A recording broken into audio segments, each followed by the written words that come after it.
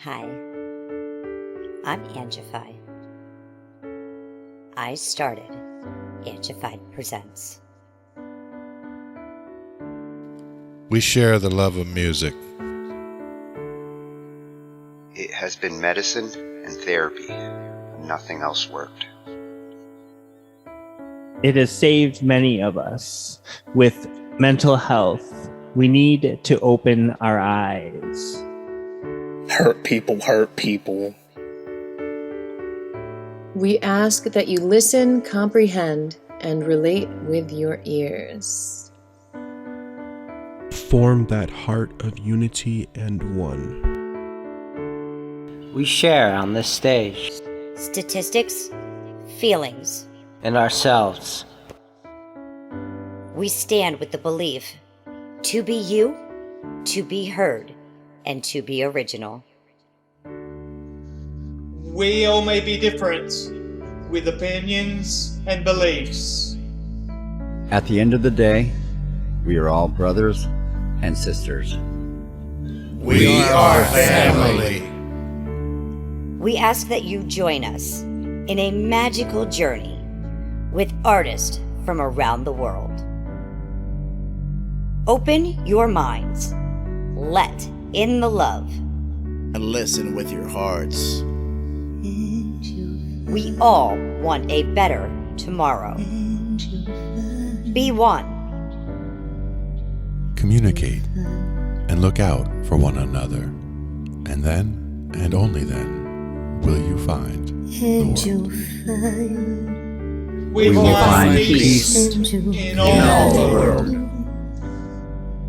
You'll find the world. And you will find in this giant world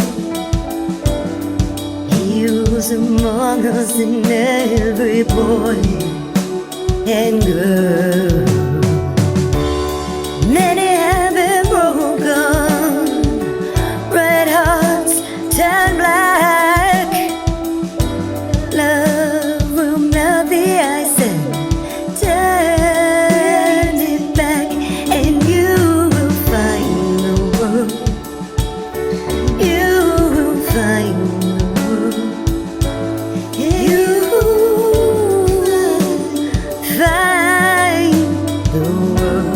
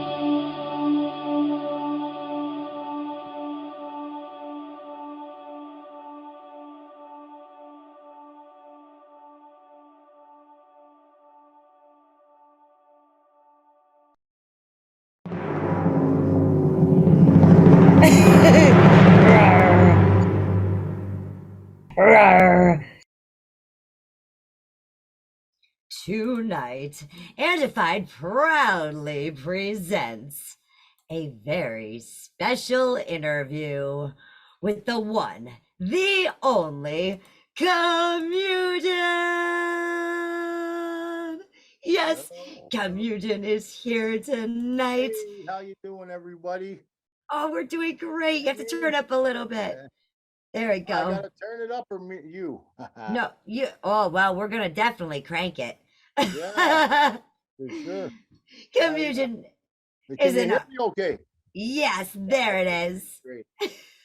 I love that. That was an awesome intro. Yeah. Aw. Yeah. Well, you're awesome. I was just getting mesmerized, man. You know, your voice. You know? Yes.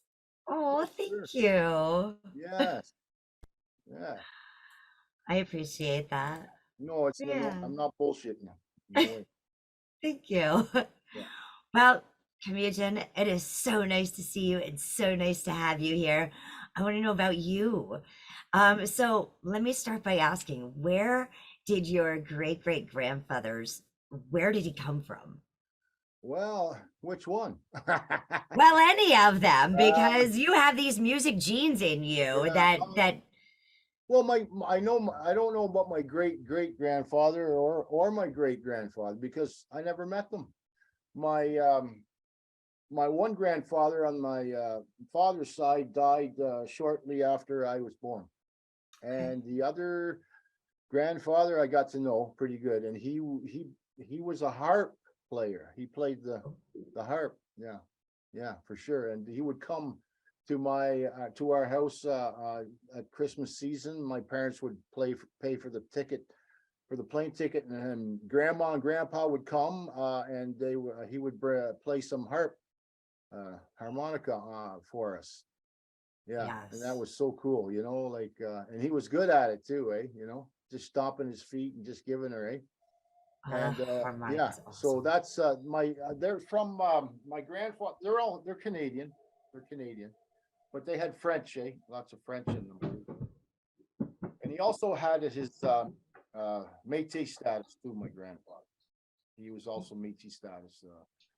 And my mother, they're probably from New Brunswick. My mother was born in Lorne, New Brunswick. So right. She was French. She spoke French before English. All right. And your parents, did they do music or art? My parents did not do music, okay. But they put us into music and art. Like they put my sister into dancing and piano lessons. I took for 4 years. 4 years I took piano lessons, which to me was just a routine. I don't know. I did get into it for a short time there.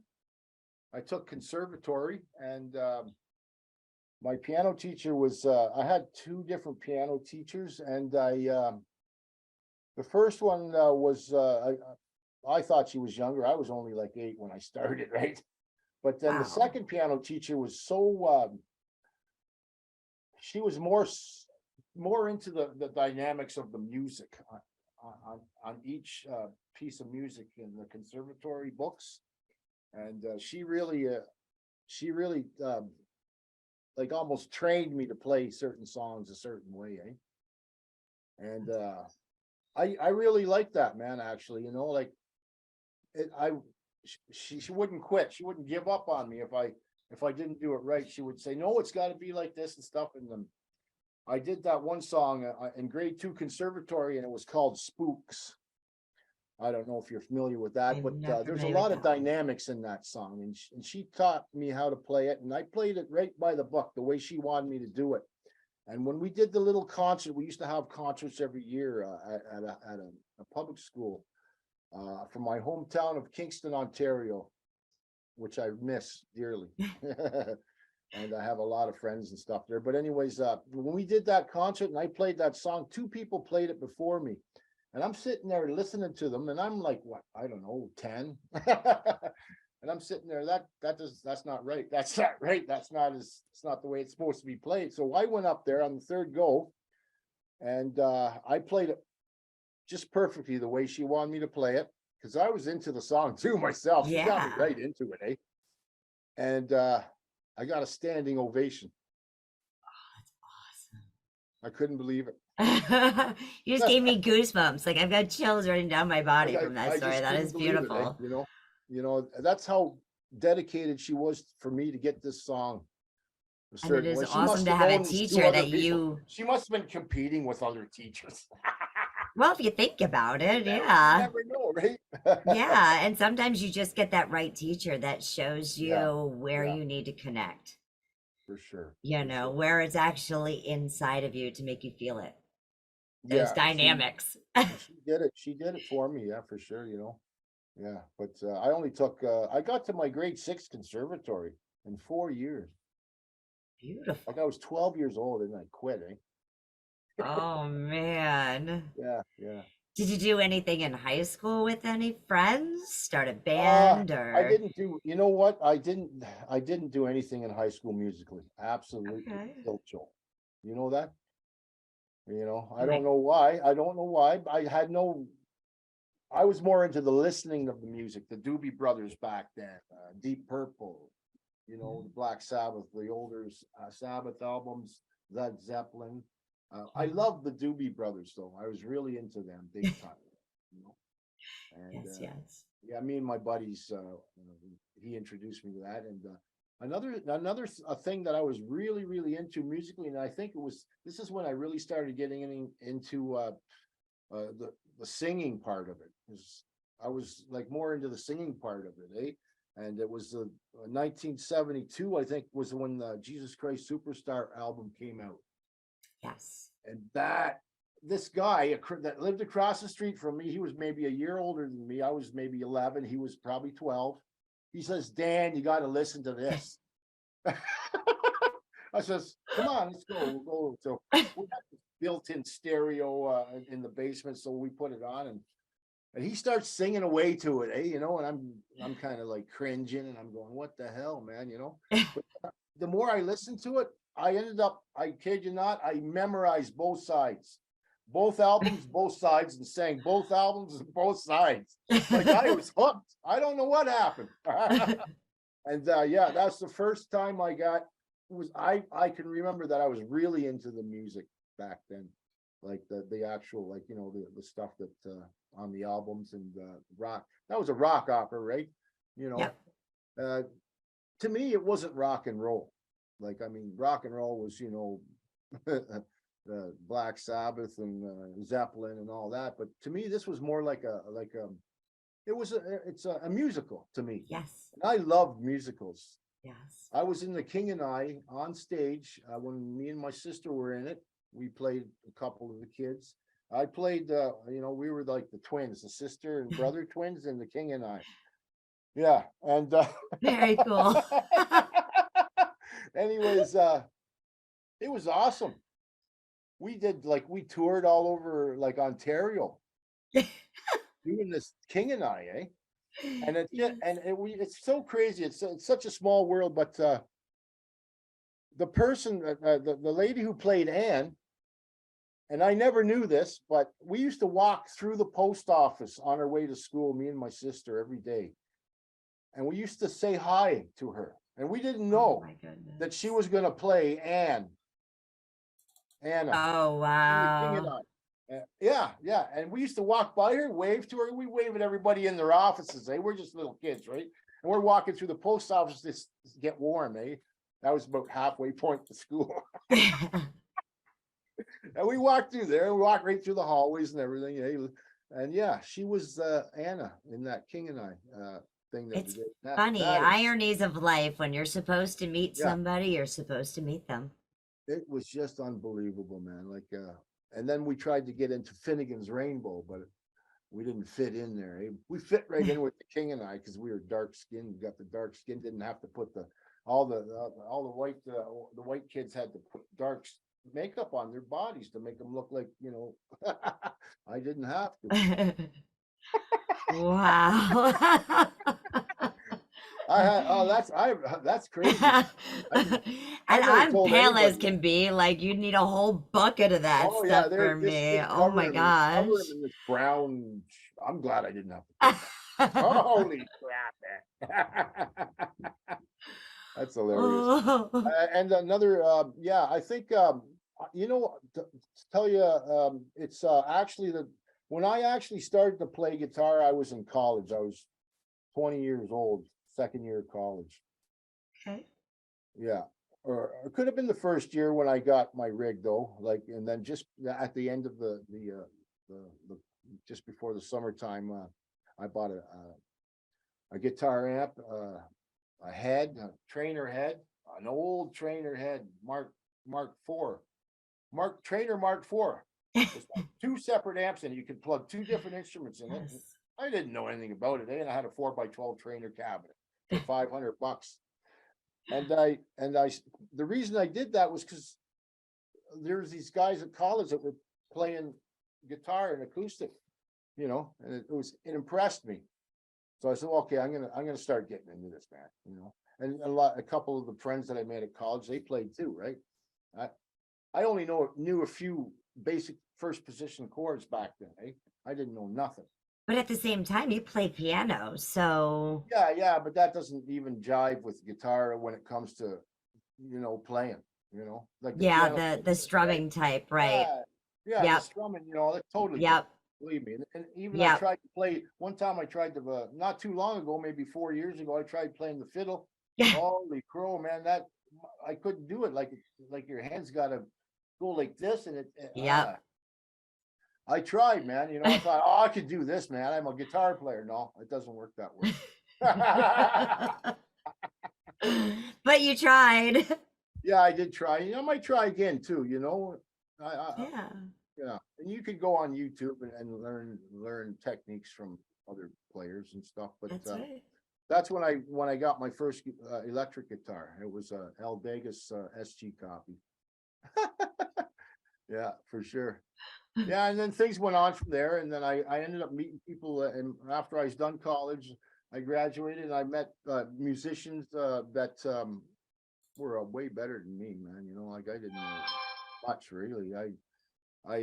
But then you know, these musicians, they when you jam with them, you know, you're jamming with a drummer and another guitar player that's been on stage in bands before, and I'm sitting there, I'm basically a beginner. But I practiced the hell out of this, what is it called? You Shook Me All Night Long. Okay. Okay, I practiced the hell out of that lead, you know. While I was in college, I did take lessons for about, I don't know, I might have taken 2 or 3 or 4 lessons off this guy. Eh? And he was teaching me pentatonic scales because I didn't know how to do lead guitar back then. But I wanted to do lead guitar because I wanted to be a lead guitar player. So I had to learn my scales. So he taught me the pentatonics, and that's when I was able to learn a little leads, especially AC/DC leads. And I loved AC/DC back then. Yeah. Yeah. So they're still to this day a killer band. Oh, they are. And I think it was 81. The Back in Black album come out, wasn't it? I think it was around 81. Yeah. Anyways, yeah. I love that album, and I had to learn as much as I could off of it. And this band wanted to jam, and I met this guy named Lou, and he was just doing all kinds of friggin' pentatonic scales, right? And I thought he was phenomenal. And I'll tell you, man, I practiced so damn hard. It was about 6 months later, I was showing him shit. Because we got into the Judas Priest and stuff then, right? Yeah. And I had to take more lessons because the scales that Judas Priest does are diatonic scales, right? Of course they do pentatonic too. But I used to watch this guitar player on stage there at our local bar, which was it's a historic building, but it's a lot of really good bands play there. But the guy I took lessons off of, I used to watch him before I took lessons off of him play guitar in a band at the bar, and I just idolized him. I thought he was awesome. He was so bang on the money and stuff, eh? So I ended up taking lessons from him for I took 2 or 3 lessons, or maybe 4 lessons from him. Yeah, and then he taught me the diatonic scales, and then you were in business. Okay, what's going on? Business. Oh yeah, man, it was fun. It was a real good journey. It's still going. The journey's still going. Yeah. Oh, hell yeah. Mhm. I'm so happy. You're never allowed to put that guitar down again. I did do a hiatus for, geez, over 20 years, about. But I Yeah, got back into it though. I think When I got into the like I really like to listen to King Diamond a lot, eh? okay. Some guy introduced me from my hometown. He introduced me to it. And I used to play it all the time, but I never even tried to actually play it. Like I used to Uh-huh. listen because I heard the leads and I thought, holy god damn, they're just insane, man. But I loved listening to it because the dynamics in that guitar duo was incredible. Just like the Priest guitar duo. Yes. I really like guitar duos. Yeah, for sure. Oh yeah, Anyways, yeah, me too. I just kept And what I did was I just sat in my bed and I just worked on my double picking for a year or two. Yeah, when I come home from work, I'd sit in my bed, turn the TV on, and jam to the whatever was on the TV. it's great therapy. Yeah, I just sit in my It's bed and just double pick all day, and I got really, I got pretty good at it, Yeah, for sure. And then I decided right there and then I wanted to start back into it again. Yeah. okay. Yeah. How'd you find BandLab? I found BandLab by just looking for something to record on. I heard of GarageBand and all that, eh? So I seen BandLab and I just picked it, nice and red, I like a red sports car, So I picked the BandLab logo, I tried another one. I think it's called Audacity. Mhm. When I first got my very first interface, somebody tried to turn me on to some other something craft, if you're familiar with it. I don't know, but there's another studio. It's more like a Reaper thing, eh? Okay. But BandLab, because it said you don't have to pay for anything or nothing like that. Eh? So I took the BandLab thing, and once I started looking at it and learning how it worked and stuff, and plus I could use it on my phone too, right? And I didn't have a computer back then, eh? For a whole year I recorded on my phone, and now that I look back, I don't know how I don't know how I got, like, I messed around with the tracks for so long to get them to sound good, Okay. like I did some stuff with Iceman and with Ezra, Easy Drummer, and they would do stuff together and they would put it out there to fork, and I'd fork it and then I'd sing to it and throw some riffs on. That's all I want to do is just play lead guitar, and but some of them, like some of those songs that they did together, oh, they were so beautiful, like they were just perfect for vocals in my mind, right? So Yeah. I had to come up with something, and some of these worked out really good, like the New World, which to be Whisper Willow or Willow Wisp. When I sang, I wrote some music or some lyrics to it and sang it, and so I called it the New World, eh? Because it's about us leaving Earth and going somewhere else. I'm an alien. Yeah, but anyways, yeah, and what was the other one that we did? I did actually quite a few from Iceman. I forked a lot of stuff from him. So I don't know. Iceman's an incredible artist. Yeah, And he really gives out to the community, pretty much everything he makes, he donates out there, and so it makes it workable. Just such a big heart and amazingly big sound and beautiful sound that everyone is does have connected an with. awesome sound, especially the acoustics guitar Yes. sound. We did the Fear of the Dark and another Wasted Years we did together, those two Maiden songs, but he just slowed them Yes. right down, man. And I thought, geez, that's going to be cool. Really, that's going to be Absolutely. cool to sing this Iron Maiden stuff so slowly and peacefully, except for Fear of the Dark. It's really slow, man. But I didn't sing it peacefully. Like I sang it like we were playing it fast, but Yeah.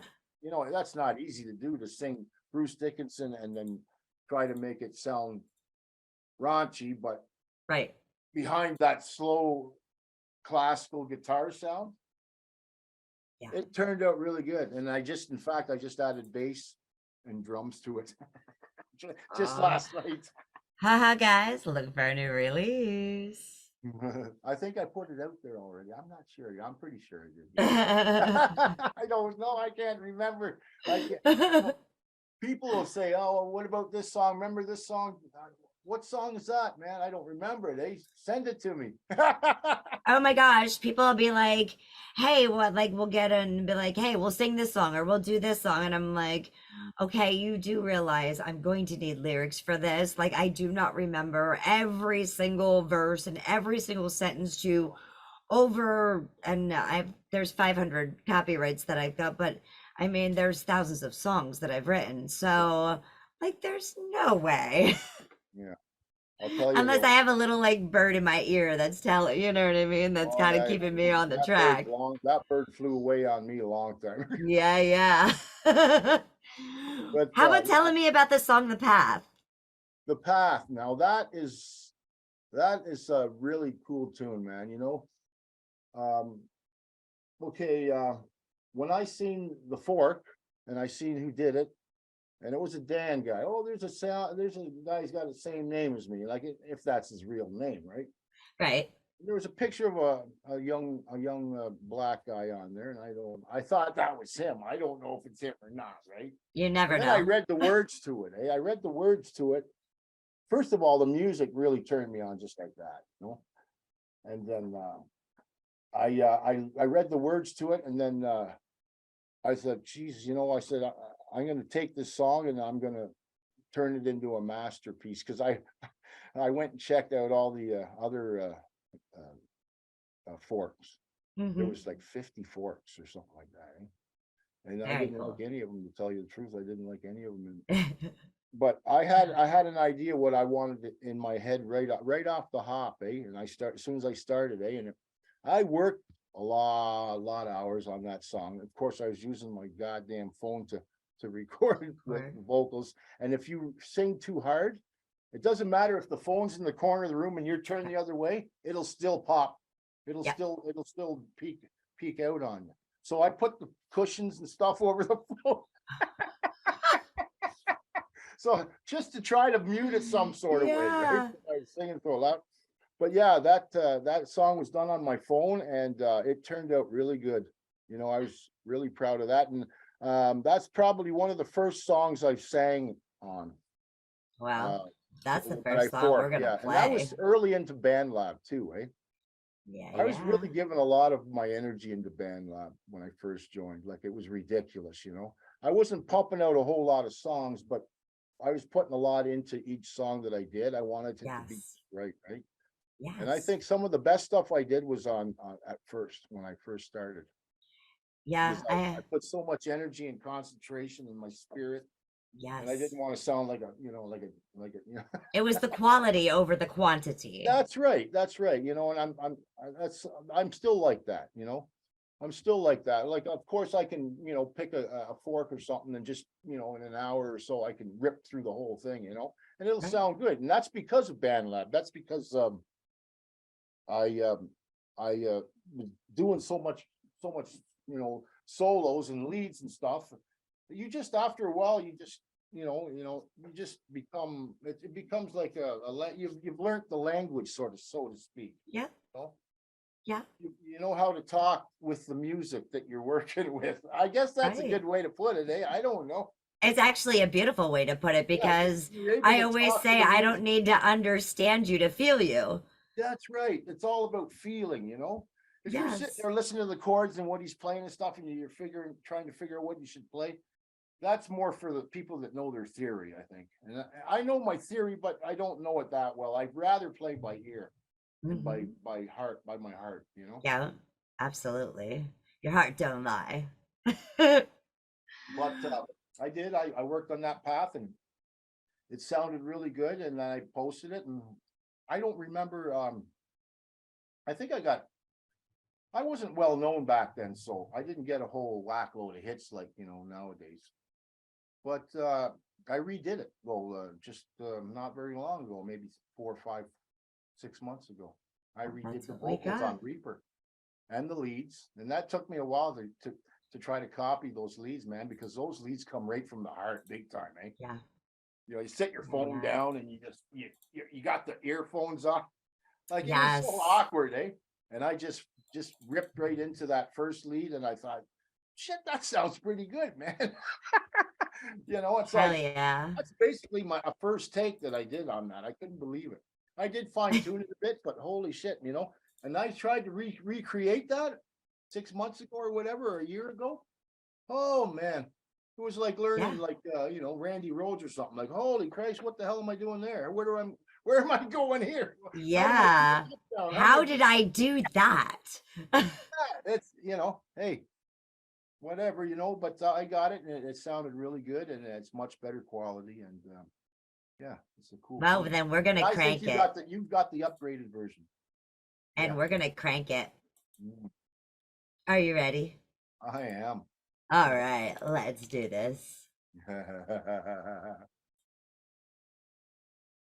This is the path. Lots of crankage for your ears, so turn it up. Entirely redone. He said, as for his parts, which include solos, acoustics, vocals, and guitar harmonies, or harmony guitars, forked from Dan a while back. I have no idea how many hours or days I have put into this tune, but it was more than worth it. Kemugen, Alprezo _ Dan. Let's go ahead and crank it now.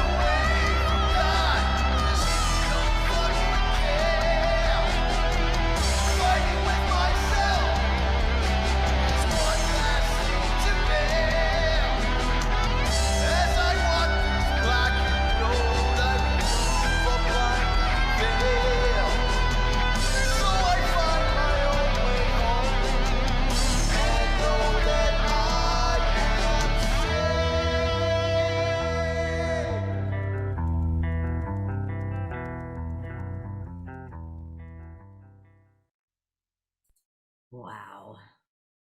You are saved. Yes, you are, Kemugen. That was absolutely amazing.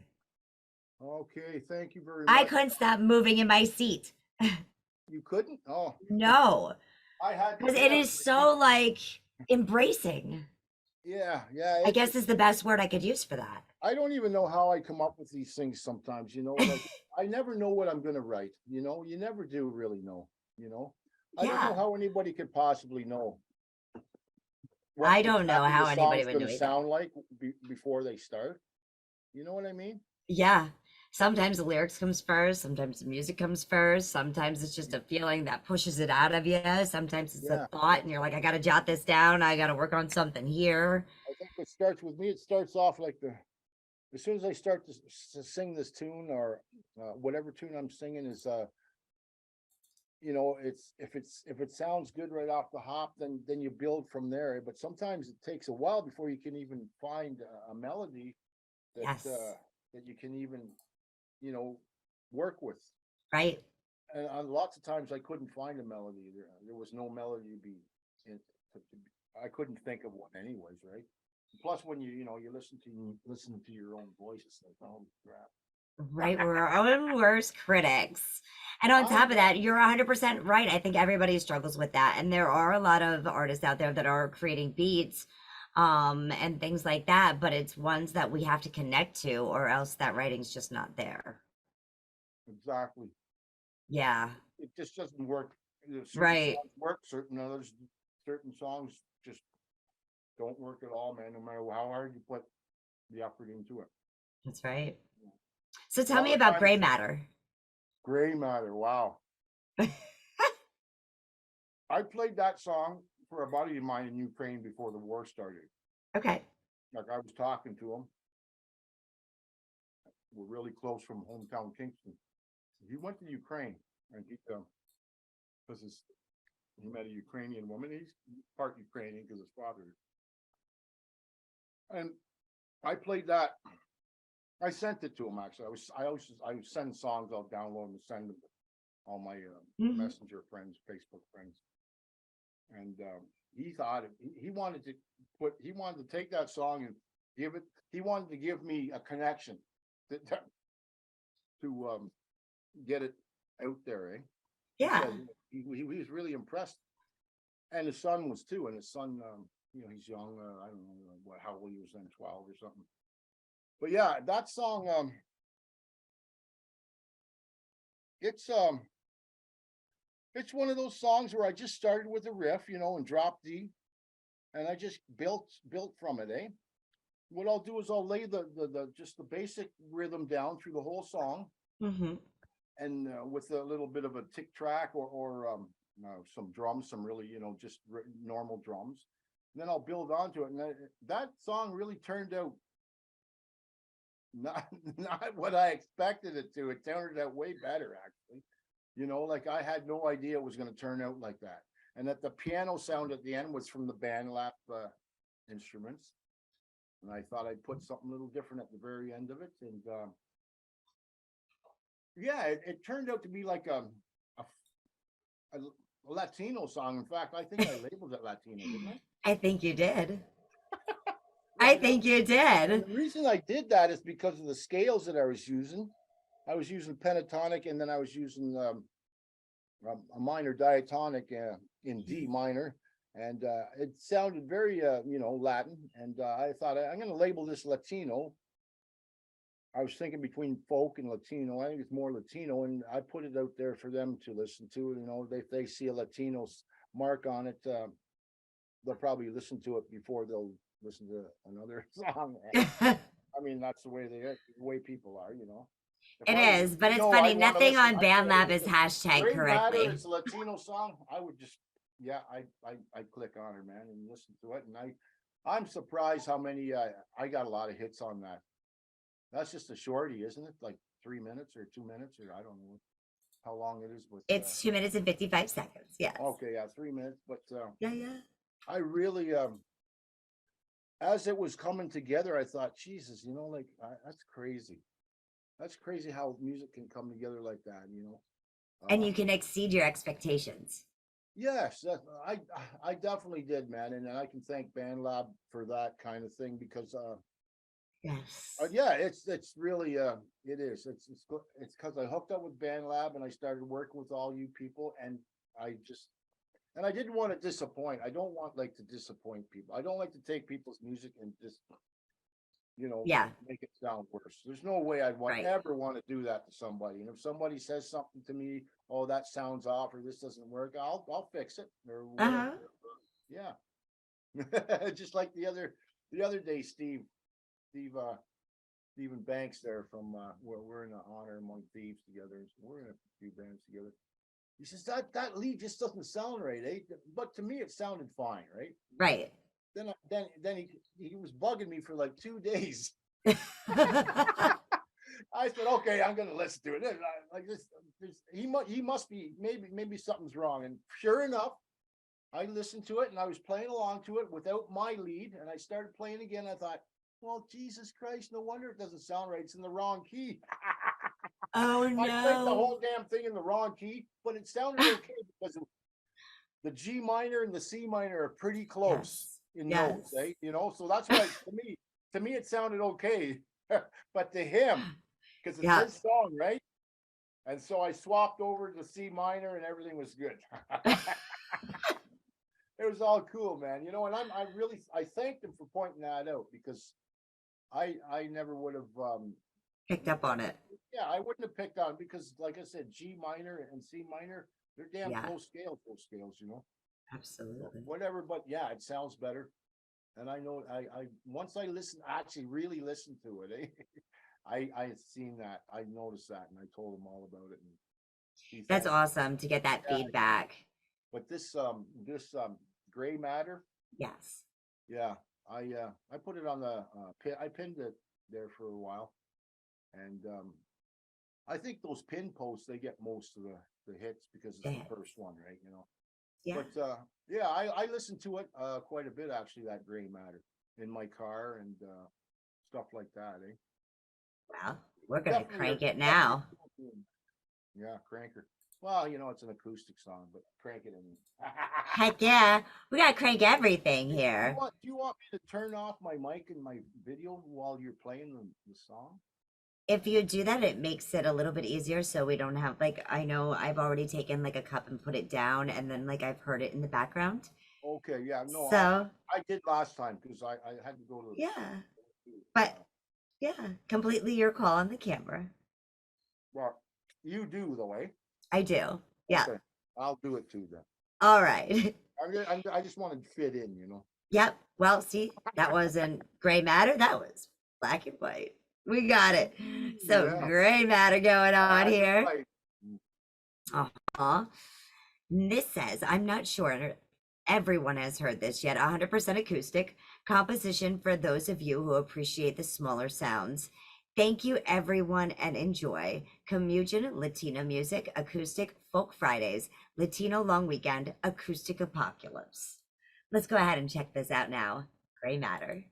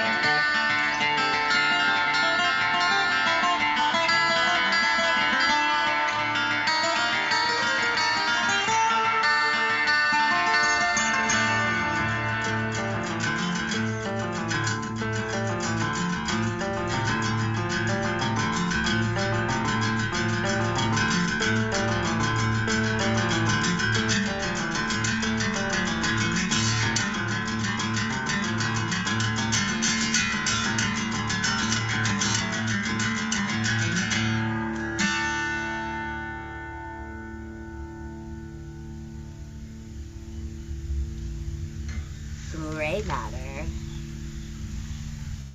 Man, that was a boogie. That really was enjoyable to listen to again because it's been a while. That was awesome. I wrote that song. I think I recorded it on my phone. I'm pretty sure I did. And I had this guitar that Calgary had a flood not too long ago, maybe, I don't know, 6 years ago or so. And I was working in Calgary, and when everybody was taking all their soggy their soggy belongings and putting them on the curbside along Memorial Drive. And I was driving to work one day, and I seen that guitar there. It had no strings, no tuners on it. And I said, well, I'm going to check that out. And it was, somebody tried to paint it blue. It was kind of yellow, Citation guitar. It was kind of yellowish, pearlescent yellow. And somebody tried to paint it blue, really terrible blue, like a window blue, like the window, like a sky blue, like on your screen. Okay. That, okay. And I looked at the neck and I said, "Oh, that's straight. It's not wet. The guitar's not wet." So I took it and I sanded it down. I didn't refinish it or nothing. I just wanted to sand it down, get rid of some of that blue. But there's still little splotches of blue on it. I wish I had the guitar here to show you because. And then I put strings and machine heads on it and all that. And I fixed it up for $60, and that's what I wrote that song on. And recorded it, sat the phone down and recorded it. Absolutely beautiful. And to listen, like how fast you are playing, like some of that, it's mesmerizing. Yeah, it's beautiful. No, but it was a boogie. It had me more moving, you know, it like, yeah. Well, I'm glad you like it, man. I hope everybody likes it. And even sometimes, you listen to your own music and you go, but I'm surprised how that turned out. I really like it, and everybody I play it for. I send a lot of music to this guy that I know from Kingston, and he is a phenomenal musician, man. This guy, eh? Yeah, he looks like Santa Claus, eh? And I'm not kidding. He's in a ZZ Top band right now, eh? Okay. But I have a lot of respect for this guy. He's as sarcastic as you can be, And I send him a lot of my stuff, and I want his opinion on it because I really respect him as a musician. And he likes a lot of the stuff I do, which makes me feel okay. Makes me feel happy. Sometimes he'll crack some jokes, Right. He's, like I said, he's really sarcastic, and not, I like being sarcastic back with him. Eh? It's the only way to be. That's what friends can do. Yeah. It's nice to have to be able to send something to somebody that you respect and then have them give you the thumbs up. It's a really good feeling. Right. Yeah. Absolutely. Okay, tell me about In the Light of the Blackness. That one, I wrote that one when I come up with the first riff there, and then when I come up it starts off pretty simple and stuff. It's all basic, simple rhythm to it, eh? And it's a pretty simple. But the thing is, when you harmonize it, that's when it really sounds good, eh? When I harmonize the intro, da da da da da da da da. That's when I laid it down, and then I harmonized with it. That just made it so much different. Better, Yeah. That's why I love harmonizing guitars and vocals. Harmonizing's fun. Yeah, and it is so much fun. Harmonizing is something that I got into when I was in a Boston tribute band. That was a tough. Wow. That was hard to harmonize those vocals, man, and then the guitars too. Eh? Yeah, we had to work together quite a bit to get those harmonies right down, bang, pat for the Boston band. But when I harmonized the riff and then stuff, and I wrote the words to it, and I sang it, and I put a lot of hours in that song, and and then all of a sudden I was working with Shook One and on one of Stain songs,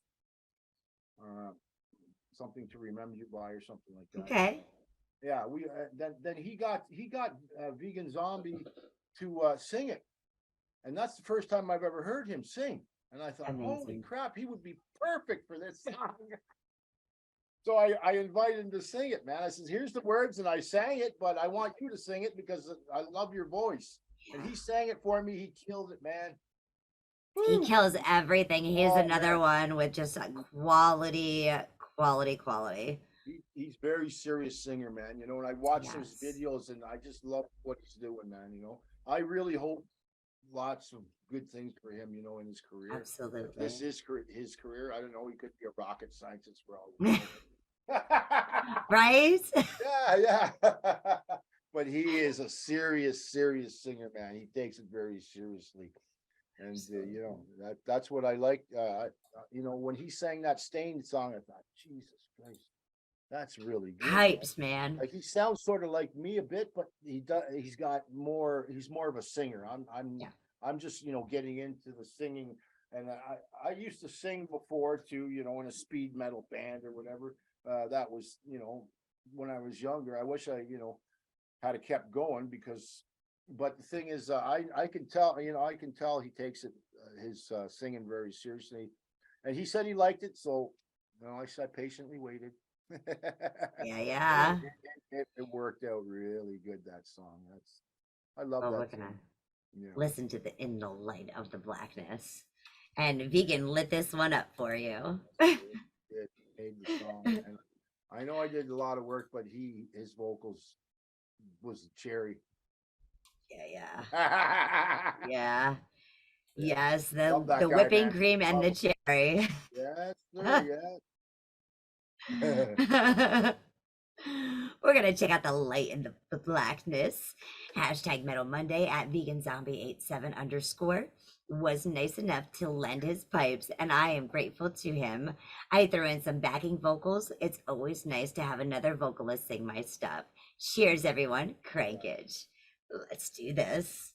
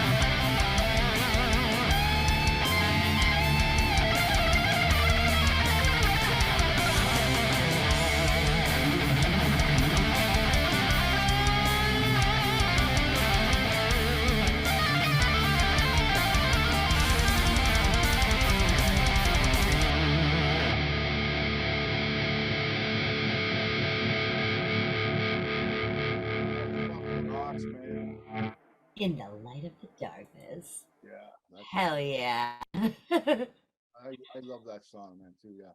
That was beautiful. Yeah. That brings back the memories, boy.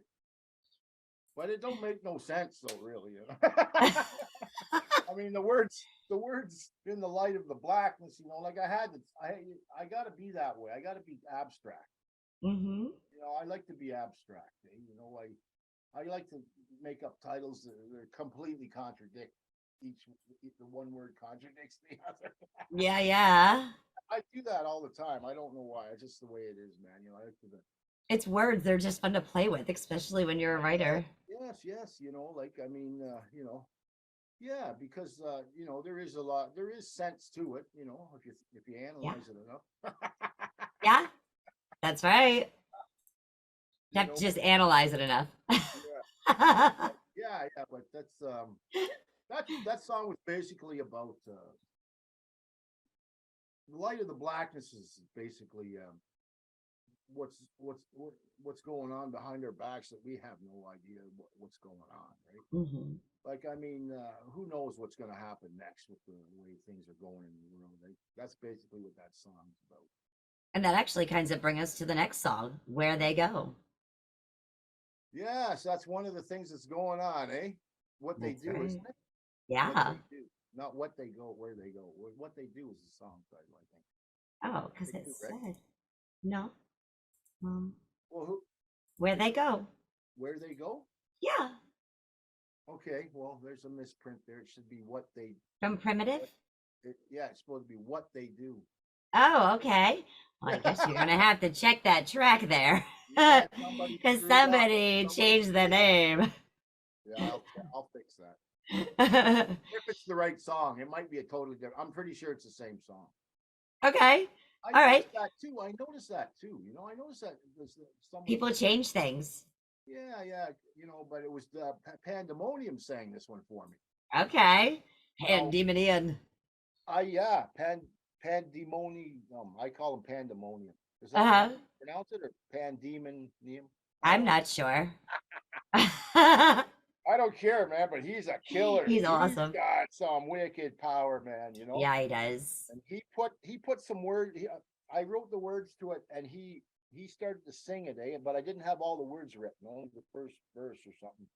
And he put his vocals on and said, holy Christ, that just blew that song right to hell, man. Like, that was awesome. So I wrote some more lyrics for him. And he put them on, and oh my God. Like, that song just lit me right up. It was just deadly. And I threw some rips on there, some killer rips. And that song, because of his vocals, that song flourished. Like, it just friggin' come to life big time, man. Well, we're going to go ahead. Yeah, go ahead and play it. And we're going to play this. All right. You guys want to crank this one up, man. You heard it. Kemugen says crank it, so we need to crank it. Let's go ahead and do it. Where they go. And just so you can see there on the Kemugen, it is also listed here, where they go. Oh, you couldn't see it. I blocked it. Whoops. Well, you guys know where to find it, and I'm going to share that in a minute. What's that? They went to jail. That's where they went. That's the song. They went to jail? Yeah, that's what the song's about. Eh? It's about scammers. Ah, yeah. It's about scammers, yeah. All right. See, now you know. Here you go. Now you can actually see it there. Where they go. In Primitive. Primitive, that's right, yeah. Yeah. All right, we're going to crank this up. Sure.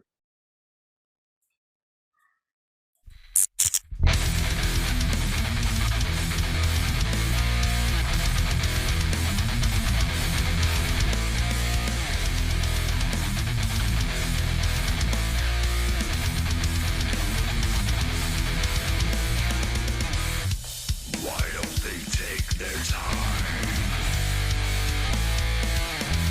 to look inside their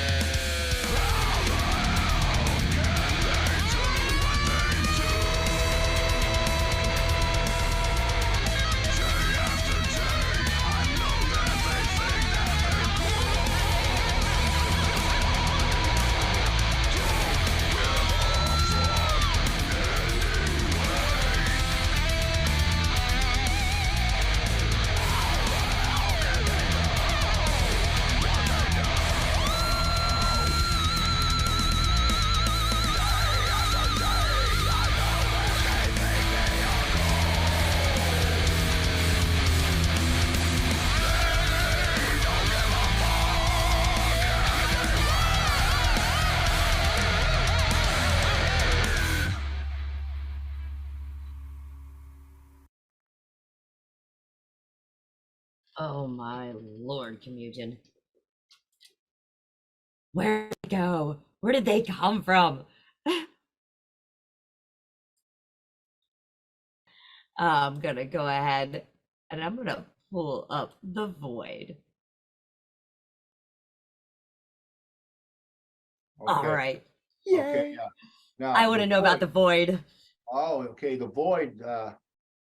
Okay, the void started off with a song. I wanted to write a song that was with nice, kind of nice picking guitar in it, and then I wanted to hit those power chords. That was the basic premises of that one. I wanted some nice soft stuff and then hit the power chords. So I wrote a song like that. Now, when it comes to the words and stuff in it, my buddy was in jail that does the computers really well for me. The guy I consider to be like a son to me. He was in jail, so I wrote about that. Him sitting in jail, man, and just shaking his head. And he was very sad. I contacted him. I helped him a lot while he was in jail. And so I just wrote about that, him sitting in jail, just, wondering what the hell he's doing there and how did he get there. And we all know how he got there. Right. He was set up and falsely accused is what happened, eh? And because he had all these, he had a ticket that back here in Canada, if you don't pay your if you drive with no insurance and you get charged $28.50. Wow. Oh no, we lost Kemugen's audio again. Oh no, can't hear you. All right. Well, while you fix that, I'm gonna go ahead. I'm gonna roll the void. Okay. Let's do it.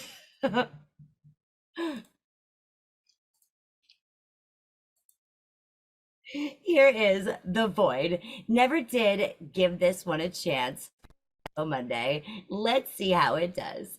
Crankage. Turn it up, everyone.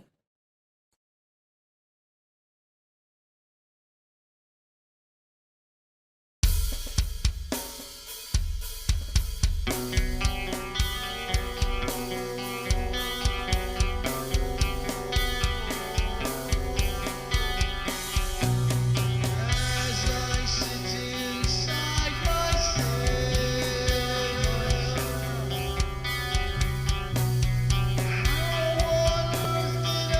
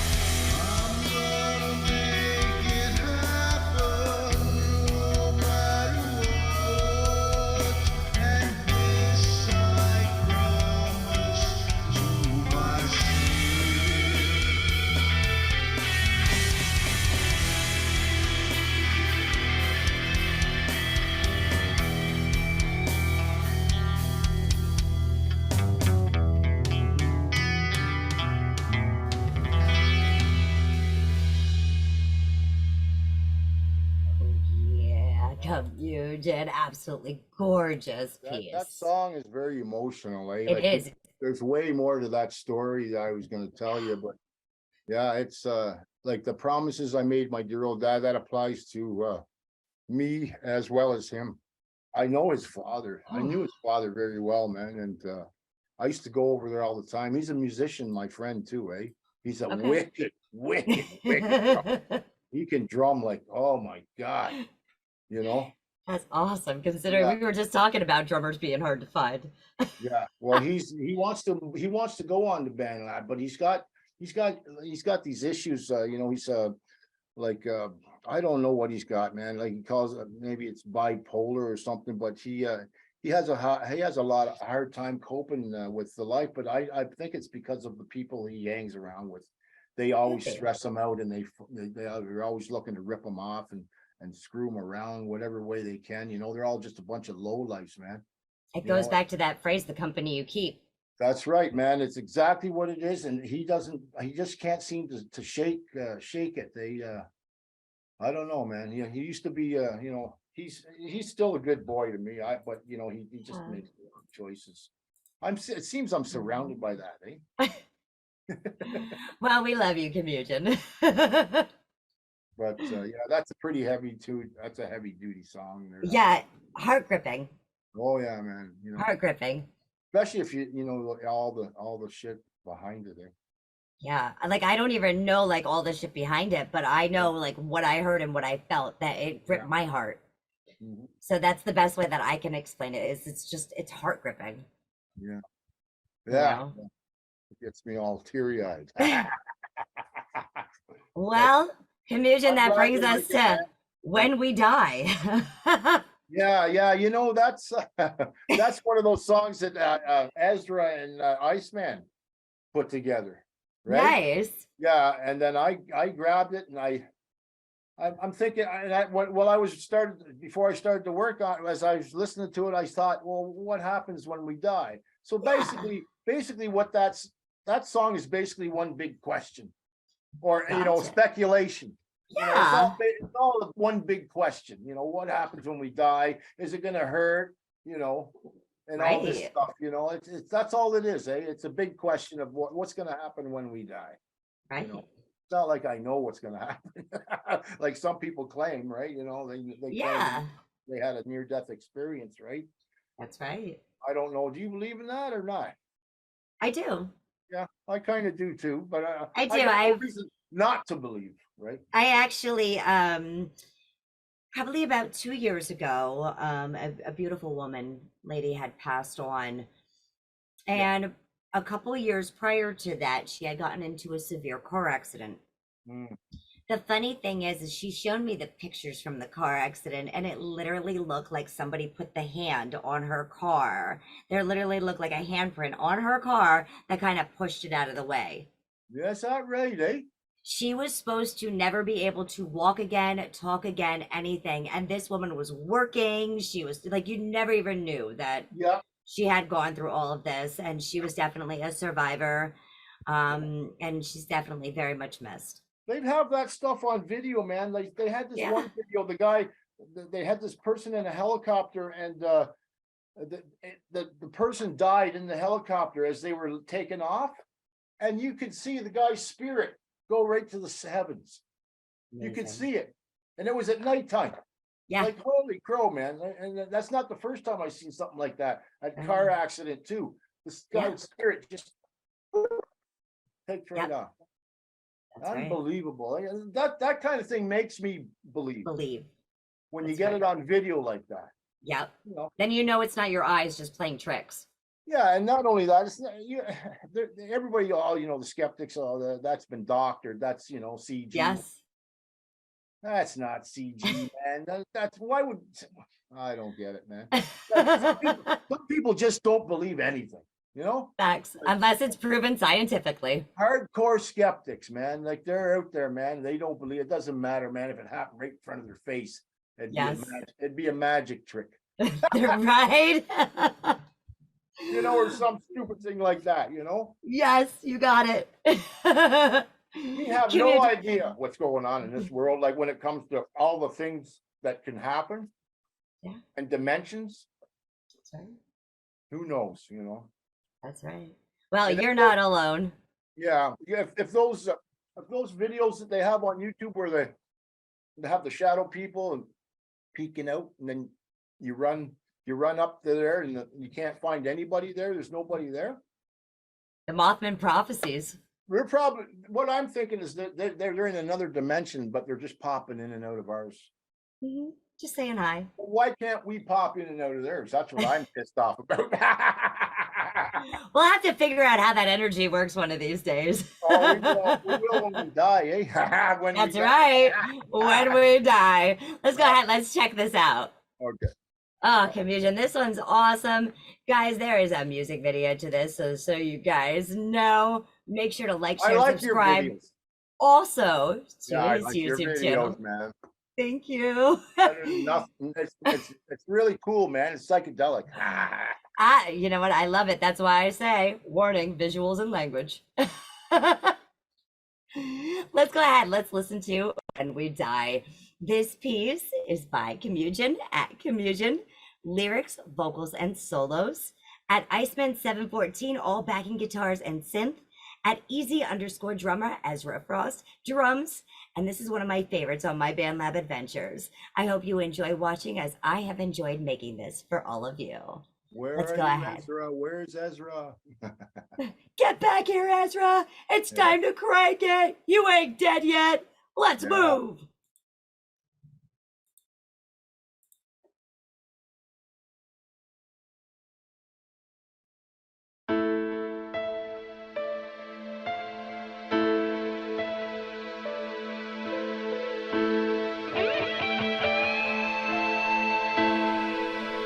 Sometimes I wonder if anybody knows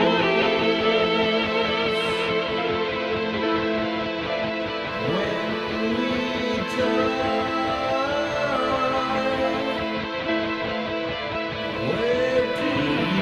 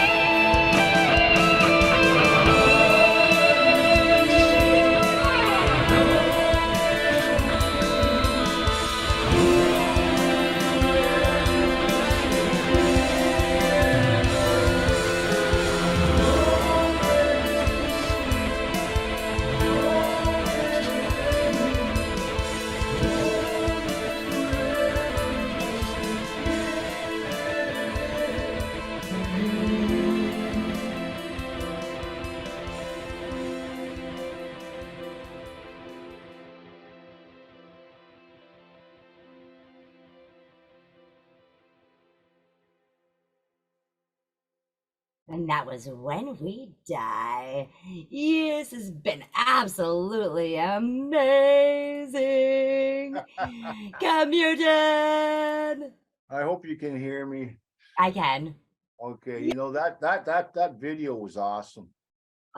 It I put a lot of work. That took me 3 days, that video to do. Wow. You know, all the messing around and grabbing the videos, and those videos. I got 2 videos on there. You see the guy kicking the chair at the very beginning. Yeah. That's a really good friend of mine that lives in Calgary. I go to see him all the time. How about the motorcycle one?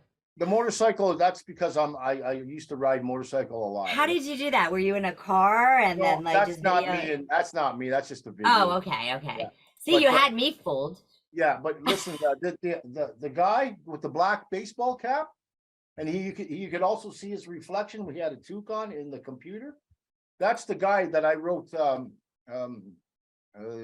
What's that song that you played just before? You know, the song that you played. The Void? The Void. That's the song that The Void's about. Like okay. You know, both him and me. And that's the guy that I said was a really good drummer, and he wants to start using BandLab, but he gets all tangled up in this other shit. And but he's the guy. I put him in that video too, eh? Yeah, that's what I love about that video. I have 2 of my friends in there, eh? That's beautiful when you can do that. Yeah, that's what I'd rather do that myself rather than scoop videos off the internet, you know. Absolutely. It makes things a little bit more personal. Oh yeah, that was a very personal song, and you know, White Light in the Distance. This is what I've been hearing from other people on the YouTube or whatever. You know, this is what they tell everybody, right? Yeah. So that's what I put those words in there because I don't know what it's like, you know. I don't know what happens when we die, so I can only go by what I hear, you know. And that's it. Yeah, it turned out really good. And Ezra, his drums are just that guy's, man, he's so good, man.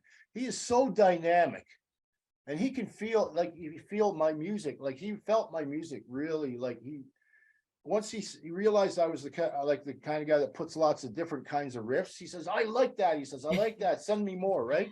Yeah. But I was still recording off my goddamn phone, eh? So I was fucking him up, eh? Because of all the different sounds.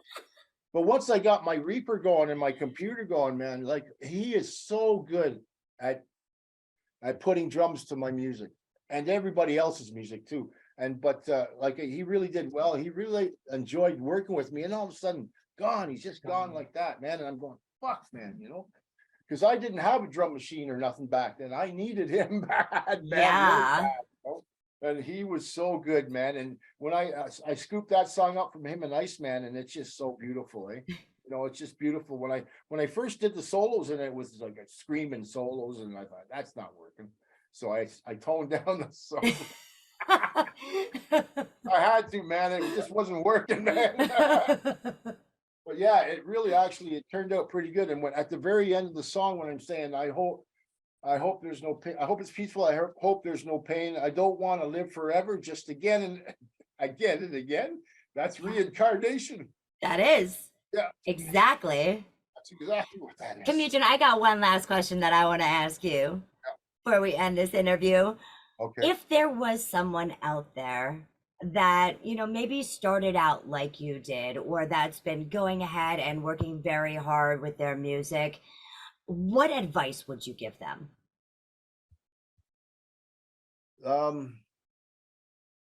Just take, don't expect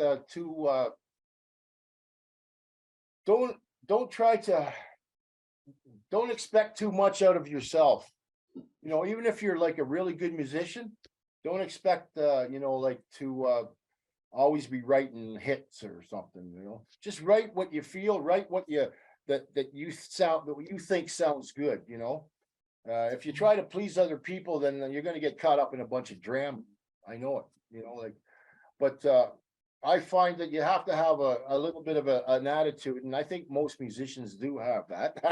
Yep. You know, you just got to write what you like to write, man. You know, like you have influences from whenever, you know, and I had my influences, and I've created a style. I find that I've created a style just by playing whatever comes to mind and what sounds good to me, you know. If it Mhm. sounds a little bit like this or sounds a little bit like that, that's okay.